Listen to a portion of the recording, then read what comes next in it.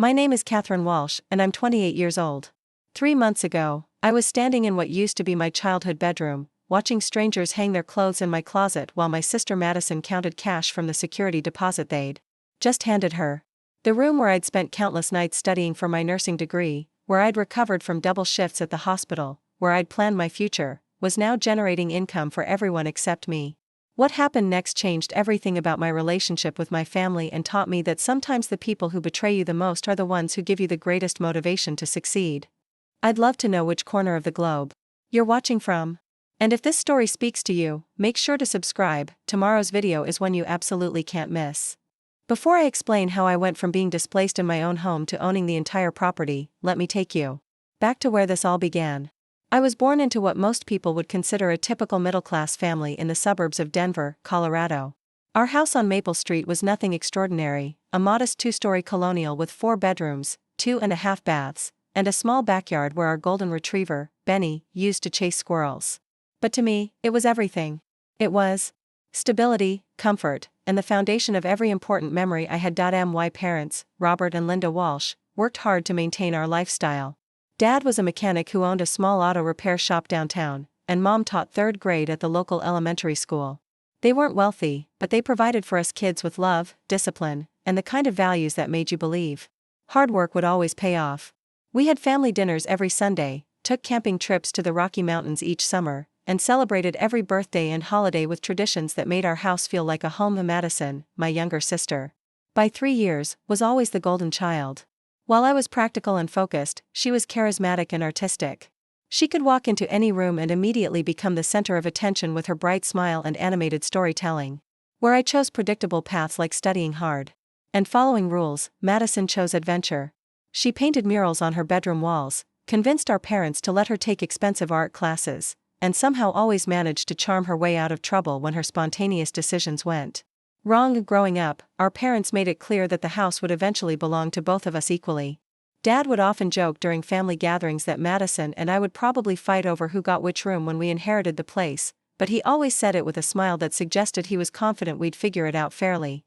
Mom would nod along, adding that the house was meant to keep our family together, not drive us apart.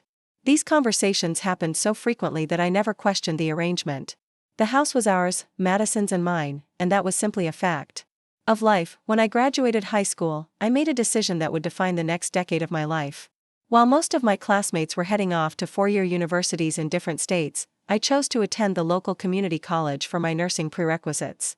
It wasn't glamorous, and it certainly wasn't what my guidance counselors had recommended for someone with my grades, but it made financial sense. I could live at home, help with household expenses, and avoid the crushing student loan debt that was already destroying my friends' financial futures before they'd even started their careers. The Madison, on the other hand, had different plans. She applied to art schools across the country and ultimately chose a prestigious program in California that cost more per year than Dad's shop made in profit. The tuition was astronomical, but somehow our parents found a way to make it work. They took out a second mortgage on the house, liquidated their retirement savings, and Dad started working longer hours, often staying at the shop until 9 or 10 at night to take on additional customers, while Madison was in California exploring her artistic voice and networking with other creative minds. I was establishing my own routine at home. I converted the spare room into a study space, spending hours each night mastering anatomy and physiology, pharmacology, and patient care techniques.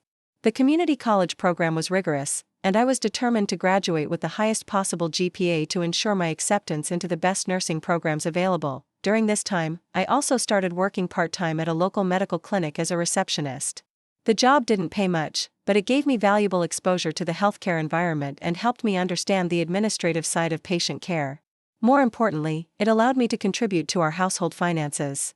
I gave my parents $300 every month to help with groceries and utilities, and I covered all of my own expenses including gas, car insurance, and school supplies. The arrangement worked well for everyone. My parents appreciated the financial help, especially with Madison's expensive education draining their resources. I appreciated having a stable place to live while I focused on my studies, and I genuinely enjoyed being close to my family during this important phase of my life. I cooked dinner for everyone twice a week, helped Mom grade papers when she brought work home, and assisted Dad with basic bookkeeping for his business. Our home felt like a true partnership where everyone contributed according to their abilities and circumstances. After completing my prerequisites with a perfect 4.0 GPA, I was accepted into the accelerated nursing program at the University of Colorado. The program was intensive, requiring full-time study and clinical rotations that often meant 12-hour days at various hospitals throughout the Denver metro area. The tuition was significant, but I'd saved enough from my part-time job to cover most of it, and I qualified for several merit-based scholarships that helped with the remaining costs. The nursing program was the most challenging academic experience of my life. We covered complex medical procedures, learned to administer medications safely, and developed the critical thinking skills necessary to make life-or-death decisions under pressure. The clinical rotations were particularly demanding, requiring us to work alongside experienced nurses while caring for real patients with serious medical conditions. There were days when I came home emotionally and physically exhausted, barely able to think clearly enough to study for the next day's exams. Throughout this period, my bedroom became my sanctuary. After long shifts at the hospital, I would retreat to that familiar space where everything was exactly as I'd arranged it. My textbooks were organized on the shelves Dad had built for me. When I started college, my nursing uniforms hung neatly in the closet, ready for the next clinical rotation. The desk where I'd done homework since middle school was now covered with medical journals and study guides. This room represented not just comfort, but also my commitment to building a career that would make my family proud. Madison, meanwhile, was thriving in California. Her social media accounts were filled with pictures of gallery openings, art installations, and creative collaborations with other students. She seemed to be living the quintessential college experience, complete with internships at prestigious studios and networking events with established artists. Our parents beamed with pride whenever she called to share news about her latest projects or exhibitions. During Madison's junior year, she started dating someone she'd met through her art program. Blake Richardson was from a wealthy family in San Francisco, and from what I could gather through family conversations, he came from the kind of old money that made Madison's expensive education seem trivial by comparison. Blake's family owned several properties throughout California, and they frequently invited Madison to join them for weekend trips to their vacation homes in Napa Valley and Lake Tahoe. The relationship seemed serious, and Madison often talked about potentially staying in California after graduation to pursue opportunities in the San Francisco art scene. She spoke about galleries that were interested in her work, about connections Blake's family had made available to her, and about the possibility of opening her own studio in one of the trendy neighborhoods where young artists were establishing themselves. During my final year of nursing school, the intensity of the program reached its peak. I was working clinical rotations in the intensive care unit, learning to manage ventilators and monitor critically ill patients. The emotional weight of the work was significant, and there were nights when I came home and sat in my room, processing the experiences of the day and preparing mentally for whatever challenges awaited me the next morning. It was during this time that I made a decision that would later prove crucial to everything that followed. I started putting aside money for a down payment on my own home. The idea had been growing in my mind for months as I watched my classmates discuss their post-graduation plans. Most of them were planning to move to different cities for their first nursing positions, and many were excited about the prospect of living independently for the first time. I opened a separate savings account and began depositing a portion of every paycheck from my part-time work, along with money I earned picking up extra shifts at the medical clinic. My goal was to save enough for a down payment on a small condo or townhouse where I could live independently while still remaining close to my family. The plan seemed reasonable and achievable, especially since my starting salary as a registered nurse would be significantly higher than what I was currently earning. As graduation approached, I felt confident about my future. I'd already accepted a position in the cardiac care unit at Denver General Hospital, one of the most respected medical facilities in the region. The job came with excellent benefits, opportunities for advancement, and the kind of professional challenge that I'd been preparing for throughout my education. Everything seemed to be falling into place exactly as I'd planned. Madison, meanwhile, was finishing her senior year in California and making decisions about her post-graduation life. The conversations during our weekly family calls increasingly focused on her relationship with Blake and the opportunities available to her in San Francisco. She talked about gallery spaces she'd visited, about artist communities she wanted to join, and about the possibility of applying for graduate programs that would allow her to continue developing her artistic practice. What I didn't realize at the time was that my parents were having private conversations about the house and about how to handle the financial pressures that had been building for years. Madison's education had cost far more than they'd originally anticipated, and the second mortgage they'd taken out was creating monthly payments that were becoming increasingly difficult to manage. Dad's business was doing well, but the automotive industry was changing, and he was competing with larger chain stores that could offer services at lower prices. The stress was affecting both of my parents, though they tried to hide it from Madison and me. Mom had started working summer jobs instead of taking the breaks she'd enjoyed for years, and Dad was talking about expanding his business hours to include weekends. They never complained directly, but I could see the worry in their faces during family dinners and hear the tension in their voices when they thought no one was listening. During the spring of my final semester, Madison made an announcement that surprised everyone. She and Blake had decided to get engaged, and they were planning a wedding for the following year. The proposal had happened during a weekend trip to Blake's family's estate in Napa Valley, and Madison was absolutely glowing. As she described the romantic details over our weekly video call, the engagement brought a new dynamic to our family conversations. Blake's family was apparently quite involved in wedding planning, offering to host events at their various properties and suggesting vendors from their social circle. Madison was overwhelmed by the generosity and excited about the prospect of having what she called the wedding of her dreams. A lot of love and effort went into bringing this story to life. If you're enjoying it, we'd be so grateful if you'd subscribe to our channel. Now, back to where we left off.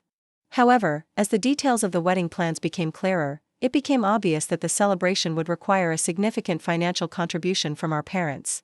Even with Blake's family covering many of the major expenses, there were still costs associated with travel, accommodations, and Madison's wedding dress and accessories. Mom and Dad never complained, but I could see them exchanging worried glances whenever Madison enthusiastically described the latest wedding developments. It was around this time that I graduated from nursing school and passed my licensing examination. The accomplishment felt surreal after years of intensive study and preparation. I'd achieved something that I'd been working toward since high school, and I was ready to begin the next phase of my life as a professional healthcare provider. My first weeks at Denver General Hospital were exactly what I'd expected: challenging, rewarding, and occasionally overwhelming. The cardiac care unit was a high-stakes environment where patients often arrived in critical condition and required immediate, expert intervention. I was working alongside nurses who had decades of experience, and I was learning something new with every shift. The financial aspect of my new position was also encouraging. My starting salary was higher than I'd anticipated, and the benefits package included health insurance, retirement contributions, and tuition reimbursement for continuing education. For the first time in my life, I felt financially secure and optimistic about my ability to achieve the goals I'd set for myself. During this period of professional adjustment, I continued living at home and contributing to household expenses. The arrangement still made sense for everyone involved, and I was able to increase my monthly contribution to help offset some of the financial pressure my parents were experiencing. I was also continuing to save money for my eventual move to independent housing, building a nest egg that would allow me to purchase my own place when the time felt right. What I didn't anticipate was how quickly everything would change, and how a single phone call from Madison would set in motion a series of events that would fundamentally alter my relationship with my family and my understanding of my place within it. The phone call came on a Tuesday evening in late October. I'd just finished a particularly difficult shift in the cardiac care unit, where we'd lost a patient despite hours of intensive intervention efforts. The emotional weight of the day was still settling on my shoulders as I sat in my bedroom, trying to decompress before attempting to get some sleep. When Madison's name appeared on my phone screen, I welcomed the distraction of what I assumed would be another excited update about wedding preparations. "Catherine, I have incredible news," Madison's voice bubbled through the speaker with an energy that immediately made me suspicious. Throughout our lives, Madison's incredible news usually meant that someone else would be making sacrifices to accommodate her latest adventure. "Blake and I have been talking about our future, and we've made a decision that's going to change everything." I set down the medical journal I'd been reading and gave her my full attention. "What kind of decision?" I asked, though something in her tone already had me on edge. "We're moving back to Denver," she announced triumphantly. "Blake's family has some business interests here, and they've offered him a position managing their Colorado investments. We'll be able to plan the wedding from home, and I'll be close to family during this important time in my life." On the surface, this seemed like genuinely good news. Having Madison closer to home would certainly make wedding planning easier for our parents, and it would give all of us more opportunities to spend time together before she officially joined Blake's family. However, there was something in her delivery that suggested more complexity than she was initially revealing. "That's wonderful, Madison," I said cautiously. "When are you thinking about making the move?" "Actually, that's the exciting part," she continued, her enthusiasm building. "Blake found this amazing apartment downtown, but it won't be available until after the first of the year.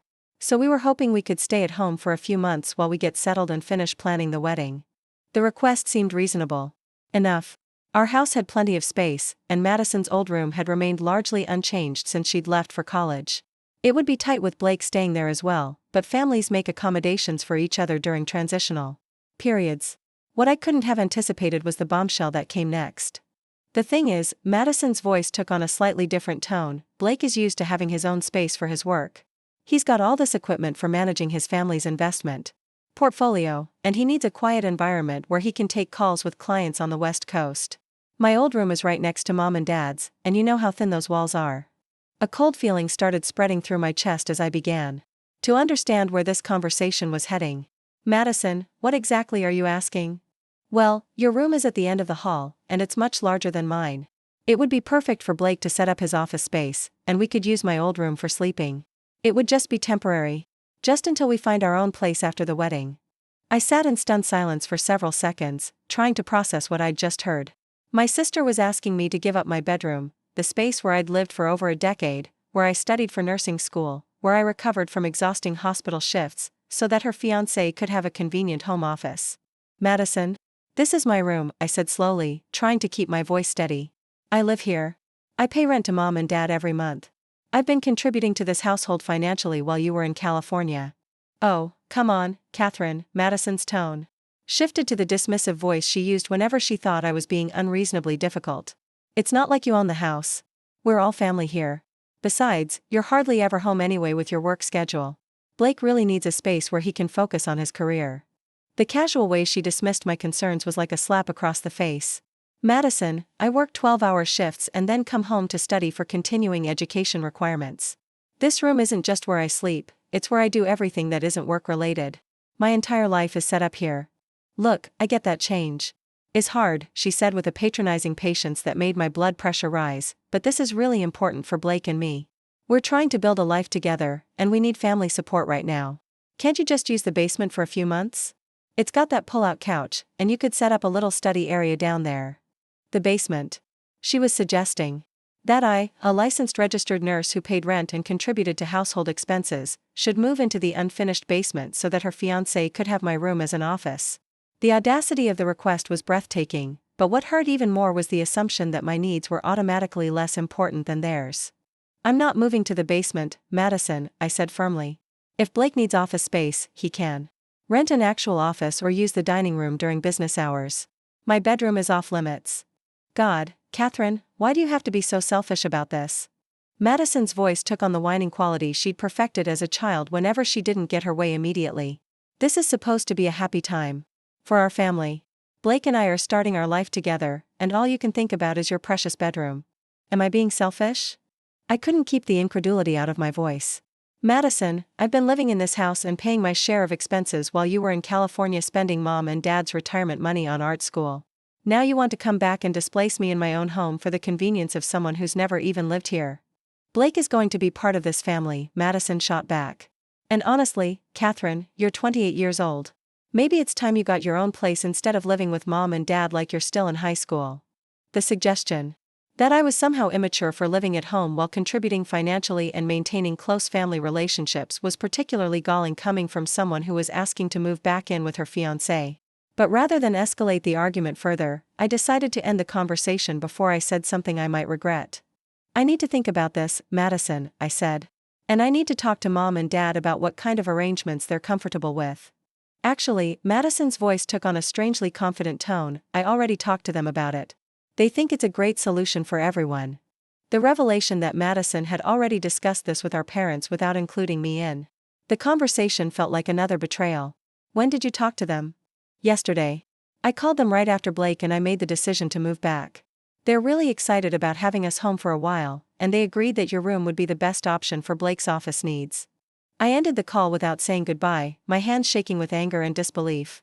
Not only had Madison asked me to give up my bedroom for her fiancé's convenience, but she'd also orchestrated the request by getting our parents' approval before even discussing it with me. I was being presented with a decision that had already been made on my behalf. The next few days passed in a haze of tension and awkward conversations. When I tried to bring up the bedroom situation with my parents, they seemed genuinely confused by my resistance to what they saw as a reasonable temporary arrangement. Dad emphasized that Blake would be joining our family soon and that we should make him feel welcome.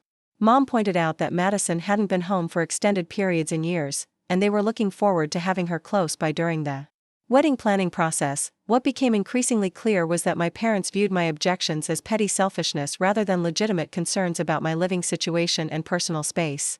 They seemed to have completely forgotten that I was an adult who'd been contributing to the household both financially and practically for years.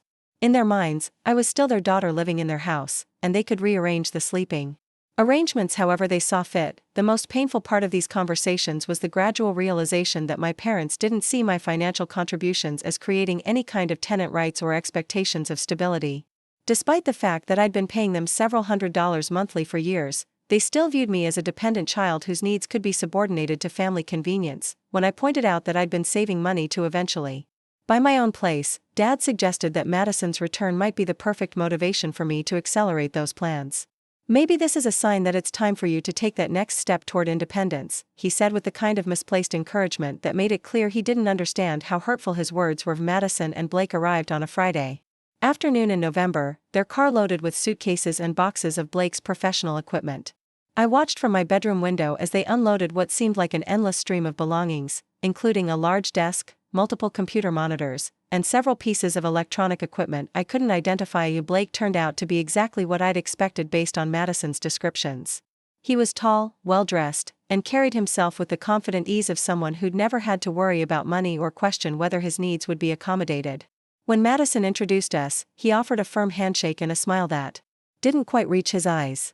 "Catherine, Madison's told me so much about you," he said in the kind of polished tone that suggested he'd been coached on what to say. "I really appreciate you being flexible about the room situation. This is just temporary until we find the perfect place after the wedding." The casual assumption that I'd already agreed to give up my bedroom was infuriating, but I managed to respond politely while making it clear that we still needed to work out the details of the arrangement. "We'll see what we can figure out," I said diplomatically. Over the weekend, I watched Blake assess my bedroom with the calculating eye of someone planning a renovation. He measured wall spaces, tested the lighting, and discussed with Madison how they might rearrange the furniture to better accommodate his work setup. They spoke about my personal belongings as obstacles to be moved rather than possessions that belonged to someone who lived there. The breaking point came on Sunday evening, when I returned from a double shift at the hospital to find Blake setting up his computer equipment on my desk.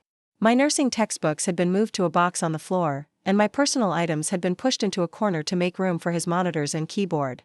"What are you doing?"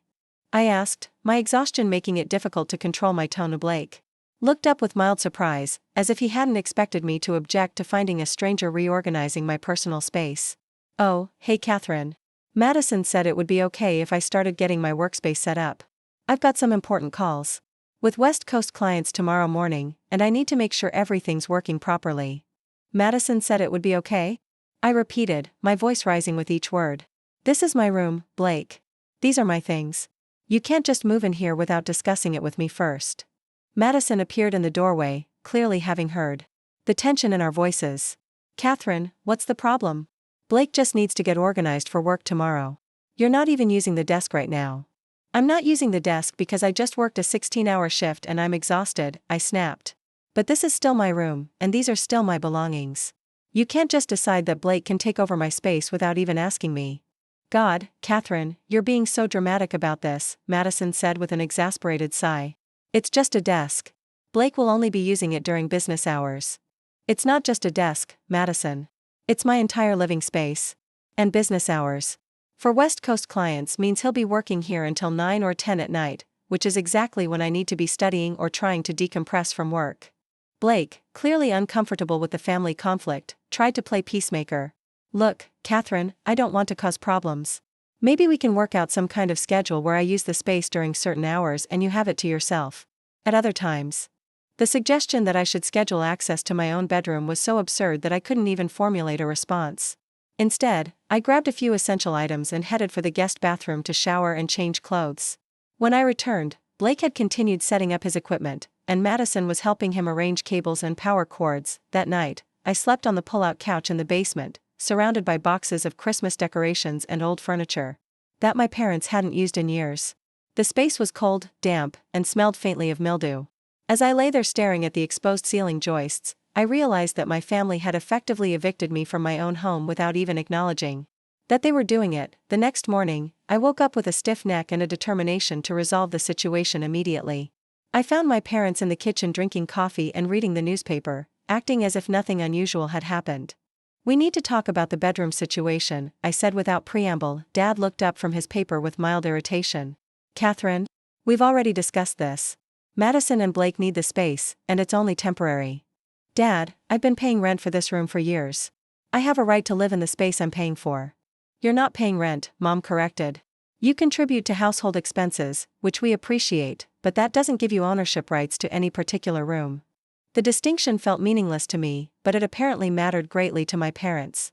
In their minds, my financial contributions were gifts rather than payments that created any kind of obligation on their part. "Fine," I said, my voice steadier. Then I felt, "If I don't have any rights to the room I've been living in, then I'll find somewhere else to live." "Catherine, don't be hasty," Dad said, though his tone suggested he wasn't particularly concerned about my threat. "This whole situation will resolve itself after Madison and Blake get married and find their own place." "When is that going to be?" I asked. "The wedding isn't until next summer, and they're talking about staying here until they find the perfect apartment. I could be sleeping in the basement for 8 months or more." Mom reached over and patted my hand in the condescending way she used to when I was upset about childhood disappointments. "Honey, families make sacrifices for each other. Madison is going through a major life transition, and she needs our support right now." "What about my major life transition?" I asked. "I'm building a career in healthcare. I'm working exhausting shifts and trying to continue my education. Doesn't that deserve any consideration?" "Of course it does," Mom said, though her tone suggested otherwise. "But you're established now. You have a good job and you're financially stable. Madison is just starting out with Blake, and they need our help getting on their feet." The conversation continued in circles for another 20 minutes, with my parents consistently framing my displacement as a temporary inconvenience that any reasonable person would accept for the sake of family harmony. They seemed genuinely unable to understand why I was so upset about giving up my bedroom, and they kept emphasizing that the arrangement was temporary, as if that made the situation acceptable. Finally, I realized that no amount of arguing would change their position. They'd made their decision, and they expected me to comply without further complaint. Madison's needs and Blake's convenience had been prioritized over my comfort and stability, and my years of financial contribution to the household counted for nothing when weighed against their desire to accommodate the engaged couple. "I'll start looking for my own place immediately," I announced. "I'll need a few weeks to find something appropriate, but I'll be out of here as soon as possible." Dad nodded approvingly. "I think that's probably for the best, Catherine. It's time for you to establish your own household anyway." As I walked away from that conversation, I felt something shift inside me. The family I'd supported and contributed to for years had made it clear that my presence was less important than accommodating someone who'd never lived in our house or contributed anything to our household. The betrayal was complete, but it was also clarifying. If my family didn't value my contributions or respect my rights, then it was time to build a life where those things would matter. The apartment hunting process began with optimism that quickly transformed into frustration and then into something much more strategic. I started my search the Monday after my confrontation with my parents, armed with a list of rental properties in neighborhoods close enough to Denver General Hospital that I could maintain my current work schedule without adding hours of commuting to my already demanding days. My first shock came when I realized how expensive even modest apartments had become. The rental market in Denver had exploded over the past few years, with an influx of new residents driving up prices across the entire metropolitan area. Studios that would have rented for $800 just 2 years earlier were now listed at $1,200, and one-bedroom apartments in decent neighborhoods were approaching $1,500 monthly. When I calculated the total cost of independent living, rent, utilities, internet, renters' insurance, parking fees, and the security deposits that most landlords required, I realized that my carefully saved nest egg would be depleted much faster than I'd anticipated. The money I'd been setting aside for a future home purchase would now need to cover the immediate costs of escaping my family's betrayal. The first apartment I viewed was a cramped studio in a converted warehouse building downtown. The space was barely 400 square feet, with a kitchenette that consisted of a hot plate, a mini refrigerator, and no counter space for food preparation. The bathroom was so small that the shower door couldn't open fully, and the single window looked out onto an alley where delivery trucks made noise from 5 in the morning until late at night. Despite these obvious shortcomings, the landlord informed me that 3 other prospective tenants had already submitted applications, and he expected to make a decision by the end of the week. The competitive rental market meant that even substandard properties were in high demand, and landlords could afford to be selective about their tenants. My second viewing was for a one-bedroom apartment in a complex that advertised luxury amenities, but delivered cramped spaces with paper-thin walls and outdated appliances.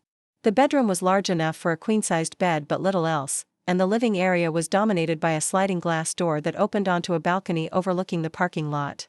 The rent was $1,300 monthly, plus an additional $50 for parking and $75 for access to the fitness center and pool that were supposedly included in the luxury package. As I toured apartment after apartment, I began to understand that my options were limited to spaces that were either prohibitively expensive or completely inadequate for someone who needed a quiet environment for studying and recovery after demanding hospital shifts. The apartments I could afford were in neighborhoods with high crime rates or located so far from the hospital that my commute would add 2 hours to every workday. The most frustrating part of the process was dealing with landlords who seemed to view potential tenants as interchangeable sources of income rather than people looking for homes. Application fees ranged from $50 to $100, and most landlords required extensive documentation including pay stubs, bank statements, and references from previous landlords. As someone who'd been living with family, I had no rental history, which immediately put me at a disadvantage compared to applicants who could demonstrate years of successful tenancy. After 2 weeks of unsuccessful apartment hunting, I began to reconsider my strategy. Rather than continuing to search for rental properties that were either inadequate or overpriced, I started researching the possibility of purchasing my own home. The down payment requirements were substantial, but the monthly mortgage payments for a modest condo or townhouse were often lower than the rent being charged for comparable apartments. My research into the Denver real estate market revealed some interesting trends. While rental properties were in extremely high demand, the market for purchasing homes had some segments that were more accessible than I'd expected. Condominiums and townhouses in developing neighborhoods were priced significantly lower than single-family homes in established areas, and first-time buyer programs offered down payment assistance and favorable interest rates. I spent an entire Saturday at the downtown library, using their computers to research mortgage options, property taxes, homeowners association fees, and the various costs associated with home ownership. The more I learned, the more convinced I became that purchasing property was a better long-term strategy than paying ever-increasing rent for spaces that would never truly belong to me. The idea of becoming a homeowner at 28 was both exciting and terrifying. I'd never imagined making such a significant financial commitment so early in my career, but my family's betrayal had forced me to think differently about my future.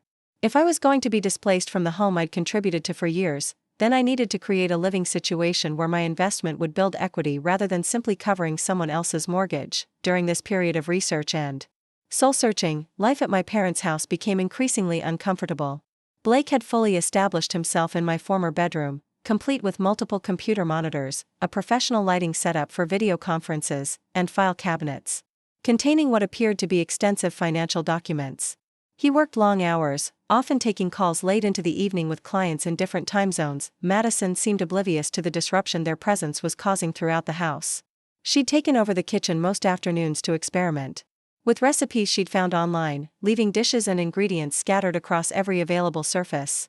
Her wedding planning materials had spread from her old bedroom into the common areas, with fabric samples, invitation prototypes, and vendor brochures covering the dining room table where our family had shared meals for decades. Most painful was watching my parents cater to Madison and Blake's every need while treating my displacement as a minor inconvenience that I should handle with grace and maturity. Mom did Blake's laundry along with Madison's, despite the fact that he was a grown man who'd presumably been caring for himself before moving into our house. Dad offered to help Blake set up additional electrical outlets in my former bedroom. To accommodate his expanding array of business equipment, the contrast between their treatment of the engaged couple and their dismissal of my concerns became more stark with each passing day. When Blake complained that the morning sunlight was interfering with his computer screens, Dad immediately offered to install blackout curtains at his own expense. When I mentioned that the basement was too cold for comfortable sleeping, Mom suggested that I buy a space heater with my own money. Living in the basement was taking a toll on both my physical comfort and my mental health. The space was perpetually damp, and I'd developed a persistent cough that I couldn't shake. My nursing uniforms, stored in a cardboard wardrobe that I'd assembled in the corner, smelled musty despite frequent washing.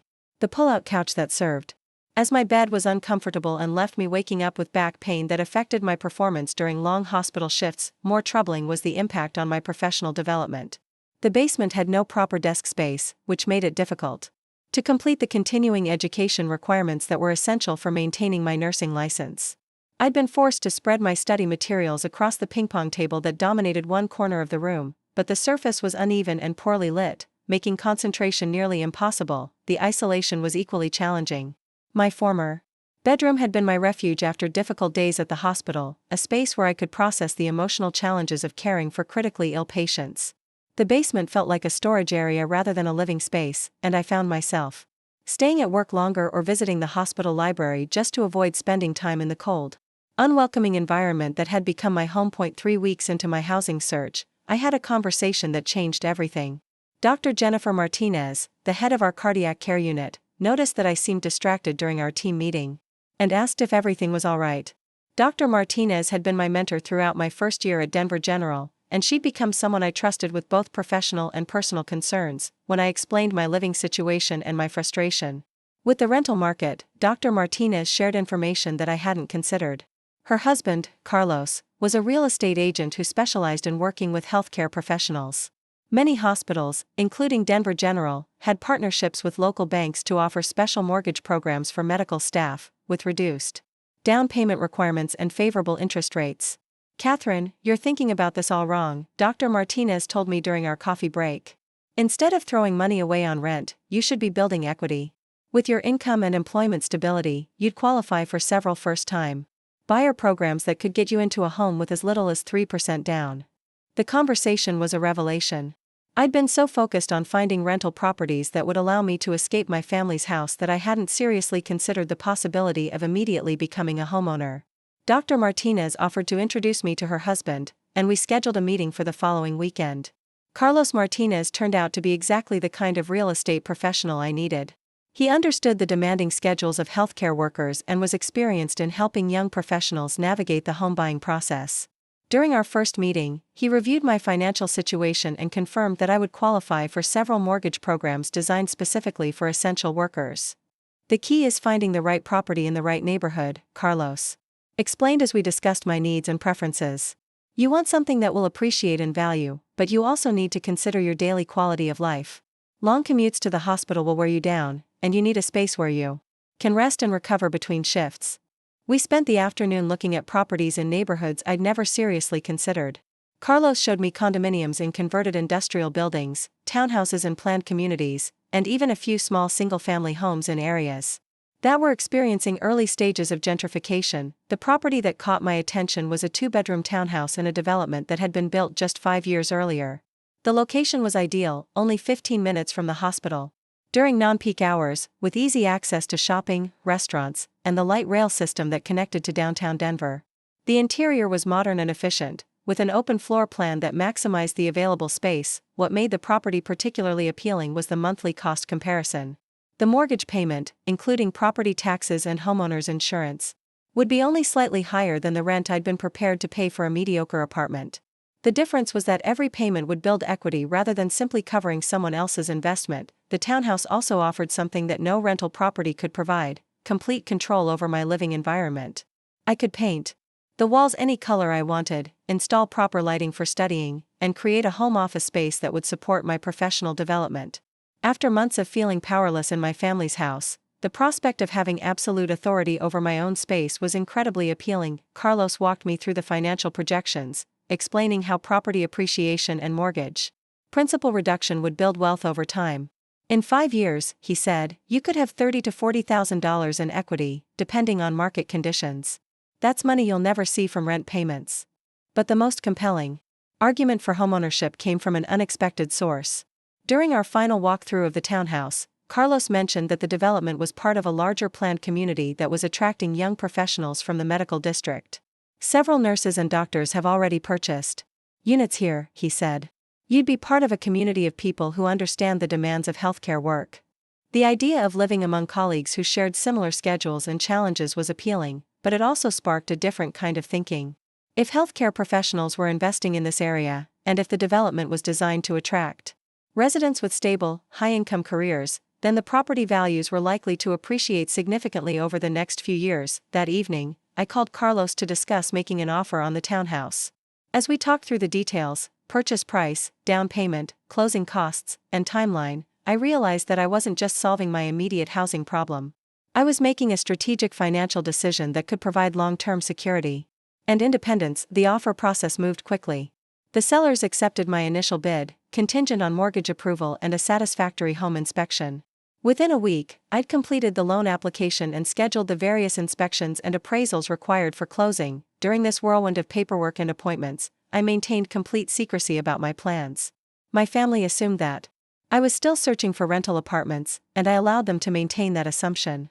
Madison occasionally asked about my progress in finding a place, usually in the context of wondering when Blake would have exclusive access to my former bedroom. The secrecy wasn't entirely strategic. I was also protecting myself from potential interference or criticism. If my parents knew that I was purchasing property, they might try to involve themselves in the decision-making process or offer unsolicited advice about my financial choices. Given their recent track record of prioritizing Madison's needs over mine, I didn't trust them to be supportive of decisions that would make me truly independent. 3 weeks after making the offer, I received confirmation that my mortgage had been approved and the closing was scheduled for the following Friday. In less than a month, I would own my own home, complete with a master bedroom that no one could take away from me and a second bedroom that I could convert into the perfect study and office space. As I signed the final paperwork that would make me a homeowner, I felt a profound sense of accomplishment mixed with anticipation for what would come next. My family's betrayal had forced me into a situation I never would have chosen, but it had also motivated me to achieve something I might have postponed for years. Sometimes the people who hurt you the most end up pushing you toward exactly where you need to be. The closing day arrived with crisp December air and a sense of nervous excitement that I'd never experienced before. I'd arranged to take a personal day from the hospital, telling my supervisor only that I had important financial business to handle. The title company office was located in a modern building downtown, and as I walked through the glass doors carrying a folder of documents and a cashier's check for the down payment, I felt like I was crossing a threshold into an entirely different version of my life. Carlos met me in the lobby, looking professional in his tailored suit and carrying a leather briefcase that contained what seemed like hundreds of pages of contracts and disclosures. "Ready to become a homeowner?" he asked with a grin that suggested he genuinely enjoyed helping people achieve this milestone. The actual closing process took nearly 2 hours, involving signatures on document after document that transferred ownership, established the mortgage terms, and provided legal protections for both the buyer and seller. Each signature felt significant, but the moment that truly hit me was when the title company representative handed me a set of keys and said, "Congratulations, Ms. Walsh. You now own 1247 Riverside Lane." I held those keys in my palm, feeling their weight and warmth, and realized that for the first time in my adult life, I had a space that belonged entirely to me. No family members could redistribute my belongings or reassign my room to accommodate someone else's convenience. No landlord could raise the rent or decide not to renew my lease. This townhouse was mine, and that security felt revolutionary. The first night in my new home was surreal. I'd purchased a basic furniture package, a bed, dresser, small dining table, and couch, that had been delivered that afternoon. The rooms were sparsely decorated, but they were clean, quiet, and completely under my control. I made dinner in my own kitchen, using cookware I'd bought specifically for this space, and ate at my own table while looking out windows that framed my own small patio. What struck me most was the silence. After months of living in a basement, where I could hear Blake's business calls through the ceiling and Madison's wedding planning conversations echoing down the stairs, the peaceful quiet of my townhouse felt luxurious. I could study without interruption, sleep without hearing other people's conversations, and maintain my nursing uniforms in a proper closet that smelled fresh and clean. Over the weekend, I began the process of moving my belongings from my parents' house. I'd told my family that I'd found an apartment and would be relocating gradually over the next few weeks. Madison seemed relieved that Blake would finally have exclusive access to my former bedroom, and my parents expressed what seemed like genuine happiness that I was taking this step toward independence. What they didn't know was the address of my new home or the fact that I'd purchased rather than rented the property. When Madison asked for my new phone number and address, I provided the phone number but explained that I was still getting settled and would share the address once everything was organized. This wasn't entirely dishonest. I was still getting settled, but it allowed me to maintain privacy about my living situation while I adjusted to homeownership. During my first month in the townhouse, I established routines that maximized both my professional performance and personal well-being. The second bedroom became a perfectly organized home office, with proper lighting for reading medical journals and a desk large enough to spread out continuing education materials. I set up a dedicated space for my nursing uniforms, with a steamer to keep them crisp and professional. The master bedroom became a true sanctuary, with blackout curtains that allowed me to sleep soundly after night shifts and a comfortable reading chair where I could decompress after difficult days at the hospital. Having complete control over the temperature, lighting, and noise level in my living space improved both my sleep quality and my overall stress levels. But the most significant change was psychological. Owning my home gave me a confidence and sense of stability that I'd never experienced before. At work, I found myself speaking up more assertively during team meetings and taking on additional responsibilities that could advance my career. The knowledge that I had a secure foundation at home made me more willing to take professional risks and pursue opportunities for growth. 3 months into homeownership, I had a conversation with my neighbor that opened my eyes to possibilities I hadn't previously considered. Sarah Chen lived in the townhouse next to mine and worked as a financial analyst for a major investment firm downtown. We'd become friendly through casual encounters in the parking area and at the community mailbox cluster. During one of these conversations, Sarah mentioned that she owned 3 rental properties in addition to her primary residence. Real estate investment is one of the most reliable ways to build wealth, she explained as we walked back from checking our mail. Especially in a market like Denver, where population growth is driving consistent demand for housing. Sarah's investment strategy was methodical and impressive. She'd purchased her first rental property 2 years after buying her primary residence, using the equity from appreciation and mortgage principal reduction as a down payment for the second property. The rental income from that property covered most of the mortgage payment, allowing her to build equity in 2 properties simultaneously while only paying out of pocket for one. The key is understanding the numbers, Sarah continued. You need to find properties where the rental income covers the mortgage, taxes, and insurance, ideally with a small positive cash flow. In Denver's market, that's becoming more challenging, but it's still possible if you know where to look. This conversation sparked something in my mind that I couldn't shake. I'd been thinking about homeownership purely in terms of personal security and stability, but Sarah was describing it as a wealth-building strategy that could provide long-term financial independence. The idea of owning multiple properties seemed ambitious, but not impossible. I spent the next several weeks researching real estate investment strategies, reading books about property management, and analyzing rental markets in different Denver neighborhoods. What I discovered was that my nursing income, combined with the equity I was building in my townhouse, could potentially qualify me for additional property purchases much sooner than I'd expected. The more I learned about real estate investment, the more I understood that my family's betrayal had actually pushed me toward a path that could provide genuine financial security. If I'd remained living at home, paying my parents a few $100s monthly while saving slowly for an eventual home purchase, I might have delayed building wealth for years. Instead, their decision to prioritize Madison and Blake had forced me to become a property owner at 28, giving me a head start on wealth accumulation that most people my age hadn't achieved. During this period of research and planning, my relationship with my family settled into a new normal that was polite but distant. I visited for Sunday dinners occasionally, but I no longer considered their house my home. Madison and Blake seemed comfortable in their arrangement, with Blake's business activities expanding to include video conferences with international clients and Madison's wedding planning becoming increasingly elaborate. My parents appeared satisfied with the resolution of what they'd viewed as a temporary housing conflict. They'd successfully accommodated Madison and Blake while encouraging me to achieve greater independence. From their perspective, everyone had gotten what they needed, and the family harmony had been restored. What they didn't understand was that their actions had fundamentally changed my relationship with them and my approach to building my own life. I no longer viewed family loyalty as requiring personal sacrifice, and I no longer trusted them to consider my needs when making decisions that affected me. This shift in perspective was liberating, even if it was also somewhat lonely. 6 months after purchasing my townhouse, I felt ready to explore my first investment property purchase. Sarah had recommended a real estate agent who specialized in working with investors, and I'd scheduled several property viewings in neighborhoods where rental demand was strong but purchase prices remained accessible. The property that caught my attention was a small duplex in a neighborhood that was showing early signs of gentrification. The building needed cosmetic updates but was structurally sound, and the location was convenient to both the hospital district where I worked and the university area where many young professionals were choosing to live. The financial analysis looked promising. The total mortgage payment, including taxes and insurance, would be approximately $1,400 monthly. Based on comparable rentals in the area, I could reasonably expect to rent each unit for $800 to $900.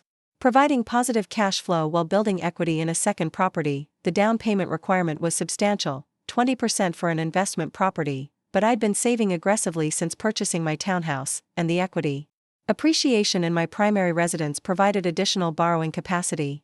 Carlos ran the numbers and confirmed that I qualified for the investment property mortgage, though it would require using most of my available cash reserves. The decision to purchase the duplex felt both exciting and terrifying. I was committing to becoming a landlord, which would involve responsibilities and risks I'd never faced before. Property management, tenant screening, maintenance issues, and the possibility of vacancy periods were all new challenges that could affect both my financial situation and my peace of mind, but the potential rewards were compelling. If everything went according to plan, the duplex would generate enough rental income to cover its own expenses while building equity that could be used for future investments. In 5 years, I could potentially own 3 or 4 properties, creating a portfolio that would provide both passive income and long-term wealth accumulation. More importantly, real estate investment represented a path to financial independence that didn't depend on anyone else's approval or support. My family had demonstrated that they couldn't be relied upon to consider my interests, but property ownership was something that belonged entirely to me. The closing on the duplex went smoothly, and within a month I'd completed the necessary renovations and found qualified tenants for both units. The rental income exceeded my projections, and I found that property management was less overwhelming than I'd anticipated. My nursing background had taught me to handle multiple responsibilities simultaneously and to remain calm under pressure, skills that translated well to dealing with tenant requests and maintenance coordination. As I sat in my townhouse office one evening, reviewing rental income statements and mortgage payment records, I realized that I'd built something significant. In less than a year, I owned 2 properties worth nearly $500,000 combined, with tenants paying down the mortgages while I built equity and collected cash flow. But this was just the beginning. I'd learned that real estate investment was scalable, and that each successful property purchase made the next one easier to finance. More importantly, I discovered that I had both the financial acumen and the personal discipline to build wealth systematically and strategically. My family's betrayal had taught me that the only security I could truly depend on was what I created for myself. They'd forced me out of their house to accommodate someone else's convenience, but in doing so, they'd pushed me toward a level of financial independence and personal empowerment that I might never have achieved otherwise. The irony wasn't lost on me that while Madison and Blake were still living in my childhood bedroom, planning a wedding with my parents' financial support, I was quietly building a real estate portfolio that would provide long-term security and wealth. They thought they'd won by taking my room, but they'd actually given me the motivation to create something much more valuable than a bedroom in someone else's house. 18 months after purchasing my first investment property, I was reviewing my portfolio over morning coffee when my phone rang with a call that would change everything. The caller ID showed my mother's number, which had become increasingly rare since I'd established my independent life. Our conversations had dwindled to brief exchanges during holiday gatherings and the occasional check-in call that felt more obligatory than genuinely interested. "Catherine, honey, I hope I'm not calling too early." Mom's voice carried a tension that I recognized from childhood, the particular strain that appeared whenever she was dealing with problems she didn't know how to solve. "Your father and I need to talk to you about something important. Could you come over for dinner tonight?" The request was unusual enough to catch my attention.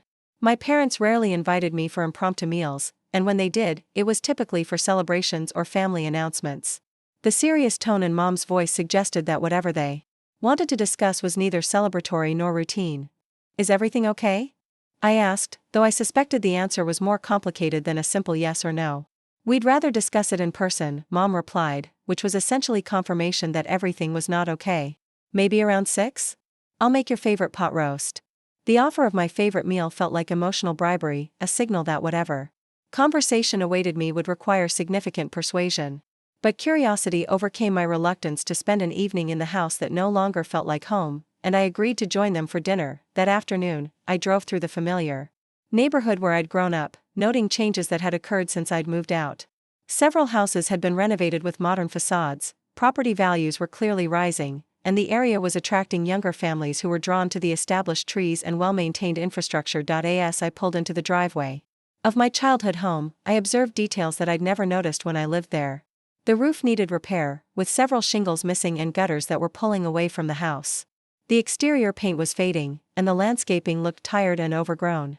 The house that had seemed solid and permanent during my youth was showing signs of deferred maintenance and financial neglect. Madison's car was not in the driveway, which meant that she and Blake were either out for the evening or had finally moved into their own place. The absence of their vehicles suggested that this conversation would involve my parents and me exclusively, which seemed significant given the timing and formality of the invitation. Dad greeted me at the door with a hug that lasted longer than usual, another signal that this evening would involve difficult topics. He looked older than I'd remembered, with new lines around his eyes and a weariness that hadn't been present during my childhood. The stress of recent years had clearly taken a toll on both of my parents. Mom's pot roast was perfectly prepared, but the dinner conversation felt forced and artificial. We discussed my work at the hospital, their recent activities, and carefully neutral topics that avoided any mention of my living situation or the circumstances that had led to my departure from their house. The elephant in the room was enormous, but none of us seemed willing to acknowledge its presence. After dinner, we moved to the living room where Dad poured himself a whiskey and Mom served coffee that none of us really wanted. The ritual of after-dinner beverages seemed designed to delay whatever conversation they'd arranged this evening to have. "Catherine," Dad began, setting down his glass and adopting the serious tone he'd used for important family discussions throughout my childhood, "your mother and I have been dealing with some financial challenges lately, and we wanted to discuss them with you before making any major decisions." The phrasing suggested that they wanted my input, but their body language indicated that they'd already decided on a course of action and were hoping for my approval rather than my advice. This was a familiar dynamic from my teenage years, when they would present me with decisions they'd already made while maintaining the fiction that I was being consulted. "What kind of financial challenges?" I asked, though I suspected I already knew the general nature of their problems. Mom took over the explanation, her voice becoming increasingly strained as she outlined their situation. Madison's wedding had cost far more than they'd budgeted, even with Blake's family covering many of the major expenses. The second mortgage they'd taken out to pay for her education was becoming difficult to manage alongside their regular monthly expenses. Dad's business was struggling to compete with larger automotive chains, and his customer base was shrinking as people moved toward newer cars that required specialized diagnostic equipment he couldn't afford to purchase. "The monthly payments are becoming unmanageable," Mom continued. "Between the two mortgages, the business loan for your father's shop, and our regular expenses, we're falling behind on several bills." Dad picked up the explanation, his voice heavy with the shame of financial failure. "We've talked to a financial advisor, and the recommendation is to sell the house and downsize to something we can afford without the burden of two mortgage payments." The revelation wasn't entirely surprising, but hearing it stated so directly was still shocking. The house where I'd grown up, where my parents had planned to spend their retirement, was being sacrificed to cover debts that had been accumulated largely to support Madison's education and wedding. "Have you told Madison about this?" I asked, though I suspected I knew the answer. "We wanted to talk to you first," Mom said carefully. "Madison and Blake are just getting established in their marriage, and we don't want to burden them with our financial problems." The irony was staggering. My parents had displaced me from my bedroom to accommodate Madison and Blake's convenience, but they were protecting that same couple from the knowledge that their choices had contributed to a financial crisis that would force my parents from their home. "What exactly are you asking from me?" I said, though multiple possibilities were already occurring to me. Dad leaned forward, his expression hopeful in a way that made me simultaneously sympathetic and suspicious. "We know you've been doing well financially since you moved out. You've got a good job, you're living independently, and you've always been smart with money. We were hoping you might consider helping us refinance or maybe even co-signing on a new mortgage that would allow us to keep the house." The request revealed how little my parents understood about my actual financial situation. They knew I was working as a registered nurse and living in my own place, but they had no idea that I owned multiple properties or that I'd built a real estate portfolio worth nearly $750,000. More importantly, they were asking me to take on financial risk to solve problems that had been created by their decision to prioritize Madison's needs over fiscal responsibility. The same people who had dismissed my concerns about bedroom arrangements were now hoping I would rescue them from the consequences of their financial choices. "Have you considered asking Madison and Blake for help?" I asked. "Blake's family seems to have substantial resources, and they've benefited significantly from your support." Mom and Dad exchanged uncomfortable glances. "Blake's family has already been very generous with the wedding expenses," Mom said diplomatically. "We don't feel comfortable asking for additional assistance." What she didn't say, but what was obvious, was that they felt comfortable asking me for help because they viewed me as family in a way that they didn't view Blake, despite their willingness to accommodate his needs at my expense. I was expected to sacrifice for the family's benefit, but he was protected from any expectations of reciprocal support. As I sat in the living room where I'd spent countless evenings during my childhood, I realized that this conversation represented a pivotal moment. My parents were facing the consequences of their financial decisions, and they were turning to me for salvation. But they were asking for help without acknowledging their role in forcing me to leave this house or recognizing how that displacement had motivated me to build my own financial security. I need to think about this, I said finally. This is a significant request, and I want to make sure I understand all the implications before making any commitments. Dad looked disappointed by my hesitation, but he nodded with the resignation of someone who had expected this response. Of course, Catherine. Take all the time you need. We just wanted you to know what we're facing before we make any final decisions. As I drove home that evening, my mind was racing with possibilities that my parents hadn't anticipated. Their financial crisis represented more than just a family emergency, it was a potential business opportunity that could benefit everyone involved while addressing their immediate needs. The house where I'd grown up was located in a neighborhood that had appreciated significantly over the past few years. Similar properties were selling for prices that would provide my parents with enough equity to pay off their debts and purchase a smaller home suitable for their retirement. But the house also represented an excellent investment opportunity for someone with the capital and knowledge to maximize its potential. Over the next few days, I researched the current market value of my parents' house and analyzed its potential as an investment property. The location was ideal for rental income, situated near good schools and convenient to both the hospital district and the university area.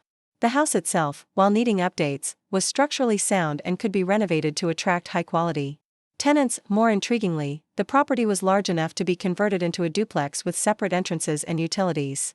The current layout included a finished basement that could be transformed into a complete apartment, while the main floor could serve as a second unit.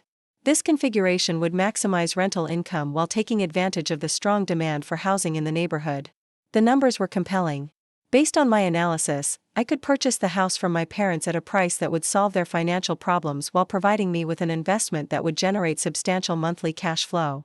The renovation costs would be significant, but the potential return on investment made the project extremely attractive. But beyond the financial considerations, purchasing my parents' house would provide a form of poetic justice that appealed to me on an emotional level. The same house where I'd been displaced to accommodate Madison and Blake could become the foundation of my real estate empire, generating income that would build my wealth for decades to come. I scheduled a meeting with Carlos to discuss the feasibility of adding my parents' house to my investment portfolio. As my real estate agent and now friend, Carlos had become familiar with my investment strategy and financial capabilities. He was also discreet, understanding the sensitive nature of purchasing property from family members.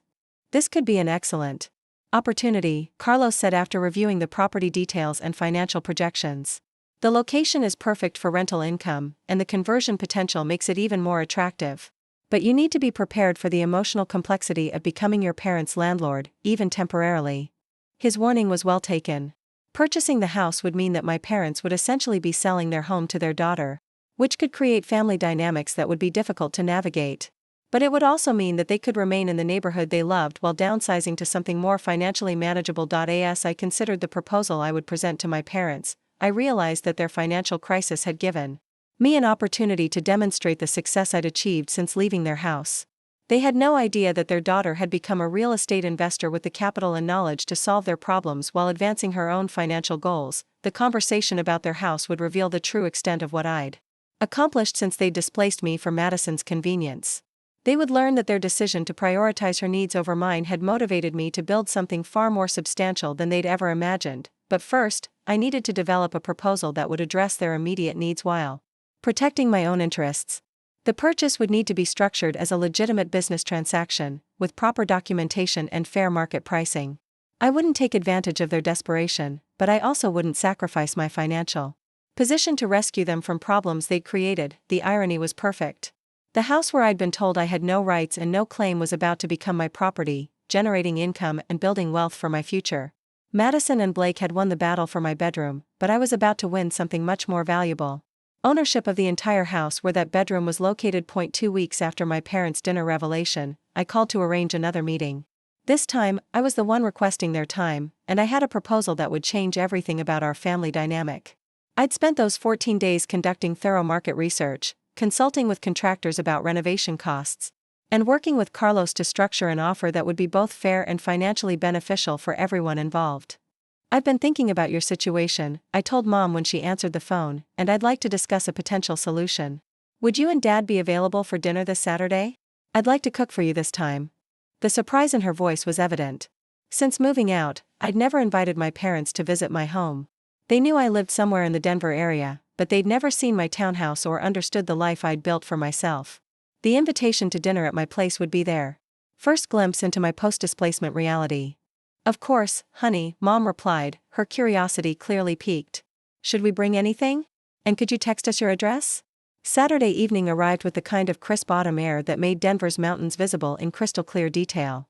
I'd spent the afternoon preparing a meal that would showcase both my independence and my hospitality: herb-crusted salmon, roasted vegetables from the farmer's market, and a chocolate dessert that required techniques I'd taught myself through online cooking classes. My townhouse was immaculate, arranged to demonstrate the comfortable life I'd created.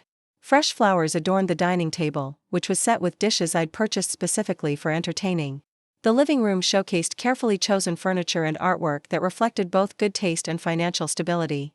Everything was designed to subtly communicate that I'd thrived since leaving their house. When my parents arrived, their expressions revealed immediate surprise at the quality and sophistication of my home.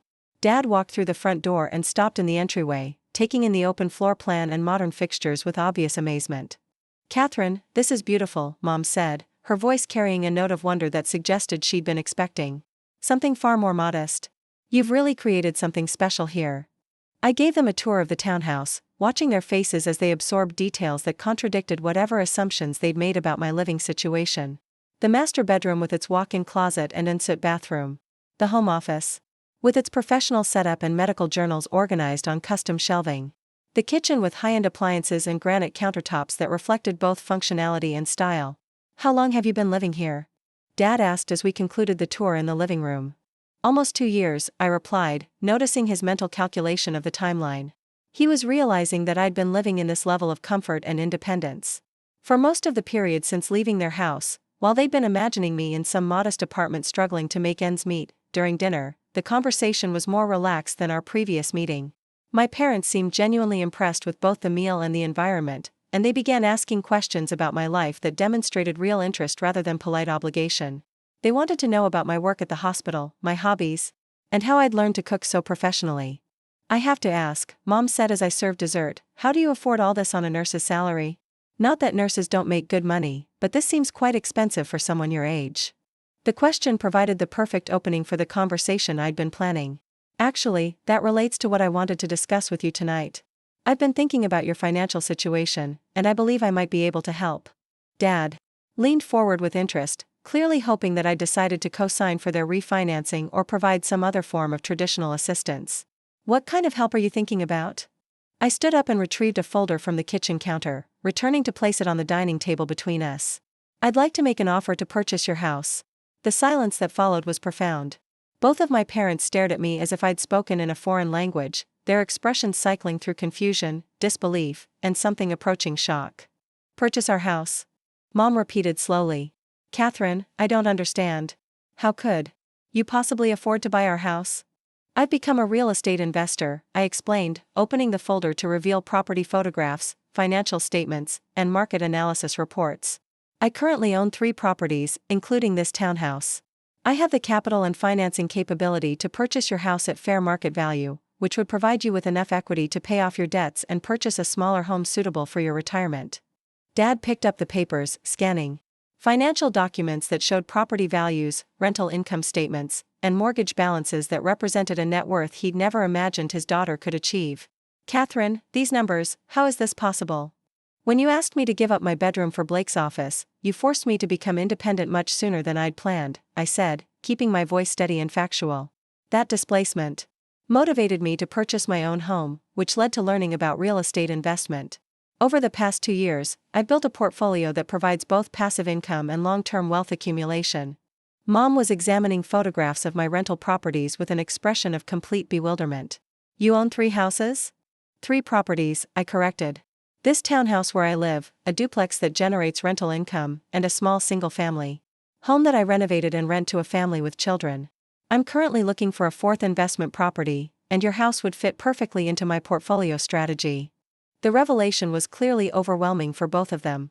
They'd been thinking of me as their daughter who needed guidance and support. But I was presenting myself as a successful business owner with the financial resources to solve their problems. Dad set down the papers and looked at me with a mixture of pride and confusion. Catherine, I had no idea you'd achieved all this. When did you learn about real estate investment? After I moved out, I replied. I met neighbors who were investors, and I educated myself about property markets and financing strategies. It turns out that nursing provides excellent income stability for qualifying for investment property mortgages. But why didn't you tell us? Mom asked, her voice carrying hurt along with surprise. We're your parents. We should have known about these major life developments. The question touched on the emotional complexity that had motivated my secrecy. Our relationship changed when you decided that my living situation was less important than accommodating Madison and Blake. I learned that I couldn't depend on family support for my major decisions, so I stopped sharing those decisions with family. Dad looked stricken by the directness of my response. Catherine, we never meant for you to feel unsupported. We were just trying to help Madison during her transition period. I understand your intentions, I said carefully. But the impact was that I felt displaced and unvalued in my own home. That experience taught me to rely on myself rather than expecting family consideration. Mom reached across the table to touch my hand. Honey, we're so sorry if we made you feel that way. We had no idea you were hurting so much. I'm not sharing this to rehash old grievances, I assured them. I'm explaining why I chose to build my independence privately rather than involving you in my financial planning. But now your situation gives us an opportunity to work together in a way that benefits everyone. I opened a second section of the folder, revealing architectural plans and renovation proposals that I'd commissioned for their property. Your house has excellent investment potential. The basement could be converted into a separate apartment with its own entrance, and the main floor could serve as a second rental unit. This configuration would generate substantial monthly income while preserving the character of the neighborhood. Dad studied the renovation plans with the eye of someone who'd worked in construction-related trades throughout his career. This is incredibly detailed work, Catherine. You've really thought this through. I've learned to analyze properties systematically, I explained. Your house sits on a large lot in an appreciating neighborhood with excellent rental demand. From an investment perspective, it's exactly what I've been looking for. What would this mean for us? Mom asked. Would we have to move out immediately? Not necessarily, I replied, pulling out a third set of documents. I've worked with my real estate agent to structure several possible arrangements. You could sell to me and use the proceeds to purchase a smaller home elsewhere. Or, if you preferred, you could rent the basement apartment from me after the conversion is complete, allowing you to stay in the neighborhood while dramatically reducing your monthly housing costs. The option to remain in their neighborhood seemed to capture their attention immediately. They'd lived in this community for over 30 years, building friendships and establishing routines that would be difficult to replicate elsewhere. We could stay in our own basement? Dad asked, his tone suggesting the idea intrigued him despite its unconventional nature. It would be your basement apartment, I corrected. After renovation, it would have a separate entrance, full kitchen, living area, bedroom, and bathroom. You'd be tenants, not guests, with a formal lease agreement and all the rights that entails. Mom was reading through the rental arrangement proposal with growing interest. The monthly rent you're proposing is less than half of what we're currently paying in mortgage payments. That's correct, I confirmed. The rental income from the main floor unit would cover most of the property expenses, allowing me to offer you below market rent while still maintaining positive cash flow. Catherine, Dad said slowly, this is incredibly generous. But I have to ask, are you doing this to help us, or because it's a good investment for you? The question was fair and deserved an honest answer. Both, I said. This property represents an excellent addition to my investment portfolio, which means I can offer you market rate pricing for the purchase while providing below market rent if you choose to stay. The business fundamentals work regardless of the family relationship. What about Madison? Mom asked.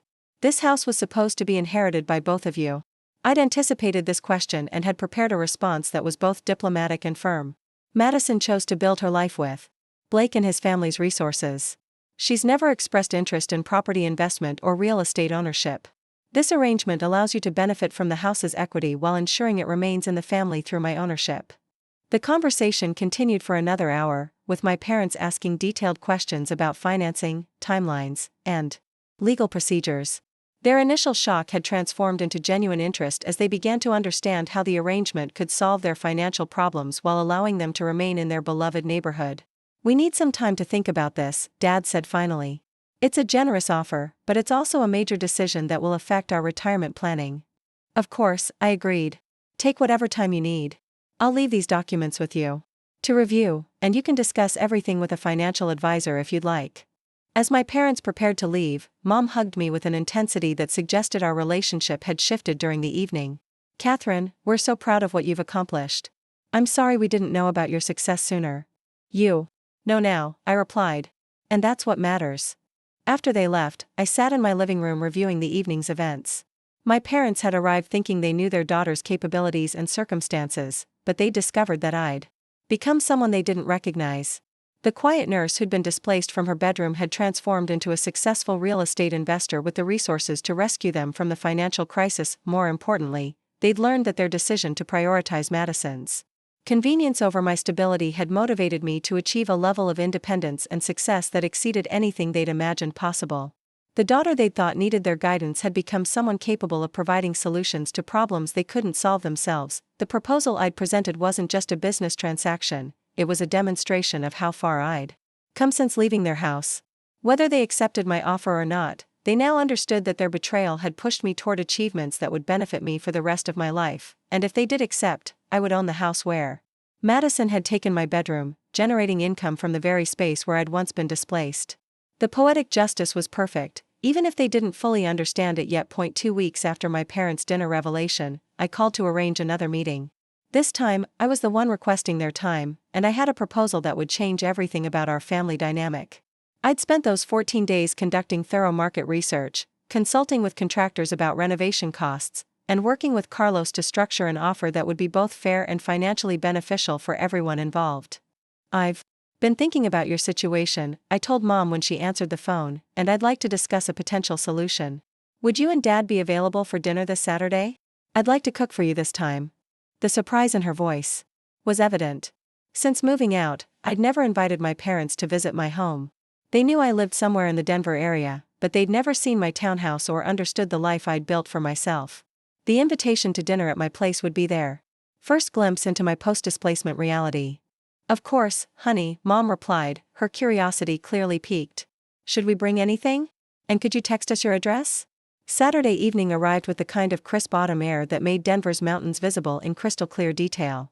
I'd spent the afternoon preparing a meal that would showcase both my independence and my hospitality: herb-crusted salmon, roasted vegetables from the farmer's market, and a chocolate dessert that required techniques I'd taught myself through online cooking classes. My townhouse was immaculate, arranged to demonstrate the comfortable life I'd created. Fresh flowers adorned the dining table, which was set with dishes I'd purchased specifically for entertaining. The living room showcased carefully chosen furniture and artwork that reflected both good taste and financial stability. Everything was designed to subtly communicate that I'd thrived since leaving their house. When my parents arrived, their expressions revealed immediate surprise at the quality and sophistication of my home. Dad walked through the front door and stopped in the entryway, taking in the open floor plan and modern fixtures with obvious amazement.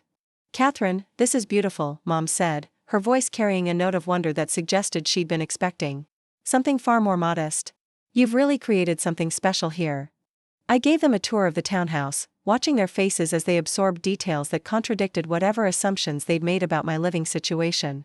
The master bedroom with its walk-in closet and ensuite bathroom. The home office, with its professional setup and medical journals organized on custom shelving. The kitchen with high-end appliances and granite countertops that reflected both functionality and style. How long have you been living here? Dad asked as we concluded the tour in the living room. Almost 2 years, I replied, noticing his mental calculation of the timeline. He was realizing that I'd been living in this level of comfort and independence for most of the period since leaving their house, while they'd been imagining me in some modest apartment struggling to make ends meet. During dinner, the conversation was more relaxed than our previous meeting. My parents seemed genuinely impressed with both the meal and the environment, and they began asking questions about my life that demonstrated real interest rather than polite obligation. They wanted to know about my work at the hospital, my hobbies, and how I'd learned to cook so professionally. I have to ask, Mom said as I served dessert, how do you afford all this on a nurse's salary? Not that nurses don't make good money, but this seems quite expensive for someone your age. The question provided the perfect opening for the conversation I'd been planning. Actually, that relates to what I wanted to discuss with you tonight. I've been thinking about your financial situation, and I believe I might be able to help. Dad leaned forward with interest, clearly hoping that I decided to co-sign for their refinancing or provide some other form of traditional assistance. What kind of help are you thinking about? I stood up and retrieved a folder from the kitchen counter, returning to place it on the dining table between us. I'd like to make an offer to purchase your house. The silence that followed was profound. Both of my parents stared at me as if I'd spoken in a foreign language, their expressions cycling through confusion, disbelief, and something approaching shock. Purchase our house? Mom repeated slowly. Catherine, I don't understand. How could you possibly afford to buy our house?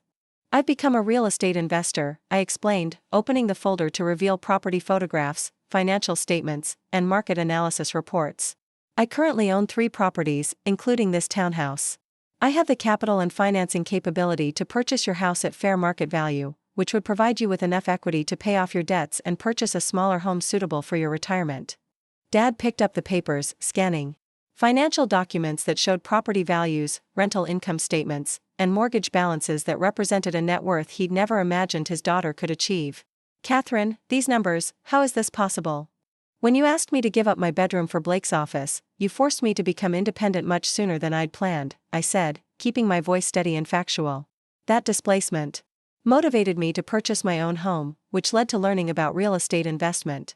Over the past 2 years, I've built a portfolio that provides both passive income and long-term wealth accumulation. Mom was examining photographs of my rental properties with an expression of complete bewilderment. You own 3 houses? 3 properties, I corrected.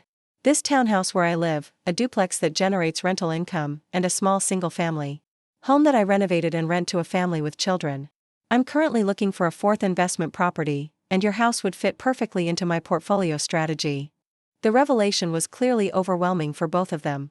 They'd been thinking of me as their daughter who needed guidance and support, but I was presenting myself as a successful business owner with the financial resources to solve their problems. Dad set down the papers and looked at me with a mixture of pride and confusion. Catherine, I had no idea you'd achieved all this. When did you learn about real estate investment? After I moved out, I replied. I met neighbors who were investors, and I educated myself about property markets and financing strategies. It turns out that nursing provides excellent income stability for qualifying for investment property mortgages. But why didn't you tell us? Mom asked, her voice carrying hurt along with surprise. We're your parents. We should have known about these major life developments. The question touched on the emotional complexity that had motivated my secrecy. Our relationship changed when you decided that my living situation was less important than accommodating Madison and Blake. I learned that I couldn't depend on family support for my major decisions, so I stopped sharing those decisions with family. Dad looked stricken by the directness of my response. Catherine, we never meant for you to feel unsupported. We were just trying to help Madison during her transition period. I understand your intentions, I said carefully. But the impact was that I felt displaced and unvalued in my own home. That experience taught me to rely on myself rather than expecting family consideration. Mom reached across the table to touch my hand. Honey, we're so sorry if we made you feel that way. We had no idea you were hurting so much. I'm not sharing this to rehash old grievances, I assured them. I'm explaining why I chose to build my independence privately rather than involving you in my financial planning. But now your situation gives us an opportunity to work together in a way that benefits everyone.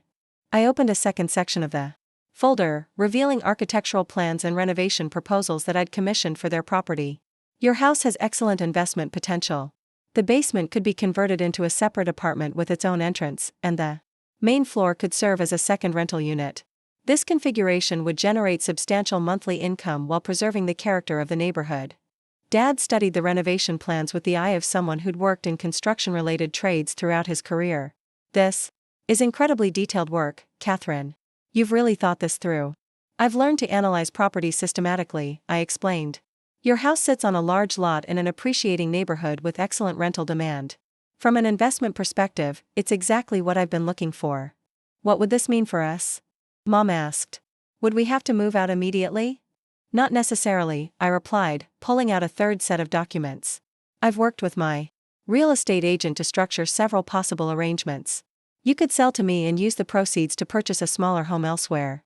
Or, if you preferred, you could rent the basement apartment from me after the conversion is complete, allowing you to stay in the neighborhood while dramatically reducing your monthly housing costs. The option to remain in their neighborhood seemed to capture their attention immediately. They'd lived in this community for over 30 years, building friendships and establishing routines that would be difficult to replicate elsewhere. We could stay in our own basement? Dad asked, his tone suggesting the idea intrigued him despite its unconventional nature. It would be your basement apartment, I corrected. After renovation, it would have a separate entrance, full kitchen, living area, bedroom, and bathroom. You'd be tenants, not guests, with a formal lease agreement and all the rights that entails. Mom was reading through the rental arrangement proposal with growing interest. The monthly rent you're proposing is less than half of what we're currently paying in mortgage payments. That's correct, I confirmed. The rental income from the main floor unit would cover most of the property expenses, allowing me to offer you below market rent while still maintaining positive cash flow. Catherine, Dad said slowly, this is incredibly generous. But I have to ask, are you doing this to help us, or because it's a good investment for you? The question was fair. And deserved an honest answer. Both, I said. This property represents an excellent addition to my investment portfolio, which means I can offer you market rate pricing for the purchase while providing below market rent if you choose to stay. The business fundamentals work regardless of the family relationship. What about Madison? Mom asked. This house was supposed to be inherited by both of you. I'd anticipated this question and had prepared a response that was both diplomatic and firm. Madison chose to build her life with Blake and his family's resources. She's never expressed interest in property investment or real estate ownership. This arrangement allows you to benefit from the house's equity while ensuring it remains in the family through my ownership. The conversation continued for another hour, with my parents asking detailed questions about financing, timelines, and legal procedures. Their initial shock had transformed into genuine interest as they began to understand how the arrangement could solve their financial problems while allowing them to remain in their beloved neighborhood. We need some time to think about this, Dad said finally. It's a generous offer, but it's also a major decision that will affect our retirement planning. Of course, I agreed. Take whatever time you need. I'll leave these documents with you to review, and you can discuss everything with a financial advisor if you'd like. As my parents prepared to leave, Mom hugged me with an intensity that suggested our relationship had shifted during the evening. Catherine, we're so proud of what you've accomplished. I'm sorry we didn't know about your success sooner. You know now, I replied. And that's what matters. After they left, I sat in my living room reviewing the evening's events. My parents had arrived thinking they knew their daughter's capabilities and circumstances, but they discovered that I'd become someone they didn't recognize. The quiet nurse who'd been displaced from her bedroom had transformed into a successful real estate investor with the resources to rescue them from the financial crisis. More importantly, they'd learned that their decision to prioritize Madison's convenience over my stability had motivated me to achieve a level of independence and success that exceeded anything they'd imagined possible. The daughter they'd thought needed their guidance had become someone capable of providing solutions to problems they couldn't solve themselves. The proposal I'd presented wasn't just a business transaction, it was a demonstration of how far I'd come since leaving their house. Whether they accepted my offer or not, they now understood that their betrayal had pushed me toward achievements that would benefit me for the rest of my life, and if they did accept, I would own the house where Madison had taken my bedroom, generating income from the very space where I'd once been displaced. The poetic justice was perfect, even if they didn't fully understand it yet. Looking for more? We've got 2 amazing stories ready for you right on screen. If this one touched you, these are absolutely worth your time. Click to watch them now. And hey, subscribe and hit that bell to never miss our latest uploads.